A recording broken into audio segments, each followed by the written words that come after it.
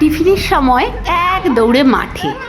কারণটা কি ছিল? প্রত্যেকের জীবনের এই যে গ্রাফটা না সমান হয় না, কারোর একদম প্যারালালি যায়, কারোর আবার মোটামুটি এইভাবে যায়, মানে এক্স অ্যাক্সিস আর ওয়াই অ্যাক্সিসের মাঝখান দিয়ে বাড়তে থাকে। কারোর আবার দেখা যায় জাস্ট একটু উঠে গোলটা খেলো। আর আমার ক্ষেত্রে এই গ্রাফটা উঠতেই পারে না, মানে একেবারে জিরোতেই থাকে, জিরো থেকে এগোতে থাকে, মানে ওয়াই অ্যাক্সিসের দিকে যেতেই পারে না। আর আমি হচ্ছি সেই ধরনের মানুষ যে কোনোভাবে একে টেনে টেনে ওয়াই অ্যাক্সিসের দিকে তুলব। সেটার জন্য আমি নিজের ওপর যে কাজগুলো করি সেটাই হচ্ছে এইটা, মানে নিজেকে ভালো রাখার কাজ। সব দিক থেকে সব রকম চেষ্টা হয় আমাকে খারাপ রাখানোর, কিন্তু আমি তো ভালো থাকবই, এই হচ্ছে সেই চেষ্টা।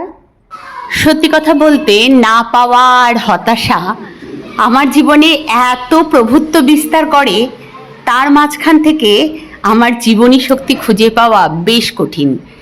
যেখানে সব দিক থেকে নেগেটিভ, তার মাঝখান থেকে এইভাবে আমাকে পজিটিভিটি খুঁজতে হয়। বিষয়টা যতটা সহজ দেখতে পাচ্ছ ততটা নয়, কিন্তু সহজ করে তোলার চেষ্টায়।